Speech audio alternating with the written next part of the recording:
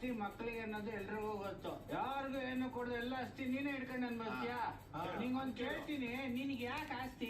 6 ತಿಂಗಳಿಗೊಬ್ರು ಮನೇಲಿದ್ರೆ ನಾವ್ಯಾರು ನಿನ್ಗೆ ಅನ್ನ ನೀರು ಕೊಡಲ್ಲ ಅಂತೀವ? ಚಪ್ಲಿ ಕಿತ್ತೋಯ್ತದೆ ನಾಯಿ ನನ್ನ ಮಕ್ಕಳ. ಯಾರ ಆಸ್ತಿ ಯಾರು ಕೇಳೋದು? ನಿಮ್ಮಪ್ಪ ಕುಡ್ದು ಇಟ್ಕೊಂಡವಳು ಮನೇಲಿ ಮಲಗಿದ್ದ. ನಾನು ಕಷ್ಟಪಟ್ಟು ಕೊಲ್ಲೊತ್ತು ತರಕಾರಿ ಮಾರಿ ಚೀಟಿ ಮಾಡಿ ಬಡ್ಡಿಗೆ ದುಡ್ಡು ಕೊಟ್ಟು ಚೂರೇ ಸೇರ್ಸಿಟ್ಟಿರೋದು ಕಂಡ್ರು. ಇದು ಇರೋ ಆಸ್ತಿನ ಪೂರ್ತಿ ಕೊಟ್ಟು ಈ ಊರಲ್ಲಿರೋ ನನ್ನ ವಯಸ್ಸವ್ರ ತರ ಈ ಹೊಸ್ಲಲ್ಲಿ ನಾಯಿ ತರ ಕೂತು ಸೊಸೆ ಹತ್ರ ಗಂಜಿಗೋಸ್ಕರ ಬೇಡ್ಕೋಬೇಕಾ? ದಂಡ ಪಿಂಡ ನನ್ನ ಮಕ್ಕಳ. ನಾನ್ ಸಾಯೋ ತನಕ ನನ್ನ ಆಸ್ತಿನ ನಾನೇ ಅನುಭವಿಸ್ತೀನಿ. ನಾನ್ ಸತ್ತು ಸುತ್ತಿ ಬಂದ್ರೆ ಈ ಮನೆ ಒಳಗ್ ಬನ್ನಿ, ಇಲ್ಲ ಅಂದ್ರೆ ಈ ಪೊರ್ಕೆ ಕಿತ್ತೋಗುತ್ತೆ. ಹೋಗ್ರೆ ಮಾತಾಡ್ತಾ ಇದ್ದೀರಾ?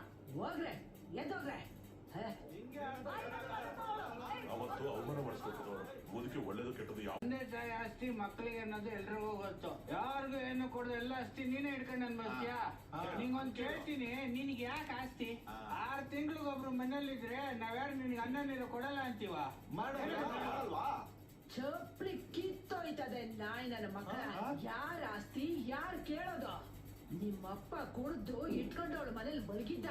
ನಾನು ಕಷ್ಟಪಟ್ಟು ಕೊಲ್ಲೊತ್ತು ತರಕಾರಿ ಮಾರಿ ಚೀಟಿ ಮಾಡಿ ಬಡ್ಡಿಗೆ ದುಡ್ಡು ಕೊಟ್ಟು ಚೂರೇ ಸೇರ್ಸಿಟ್ಟಿರೋದು ಕಂಡ್ರು. ಇದು ಇರೋ ಆಸ್ತಿನ ಪೂರ್ತಿ ಕೊಟ್ಟು ಈ ಊರಲ್ಲಿರೋ ನನ್ನ ವಯಸ್ಸವ್ರ ತರ ಈ ಹೊಸ್ಲಲ್ಲಿ ನಾಯಿ ತರ ಕೂತು ಸೊಸೆ ಹತ್ರ ಗಂಜಿಗೋಸ್ಕರ ಬೇಡ್ಕೋಬೇಕಾ?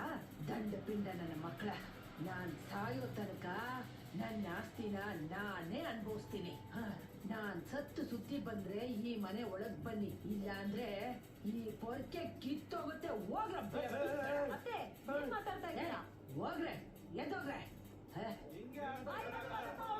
ಅವತ್ತು ಅವಮಾನ ಮಾಡಿಸ್ಬೇಕು. ಮುದುಕಿ ಒಳ್ಳೇದು ಕೆಟ್ಟದ್ದು ಯಾವ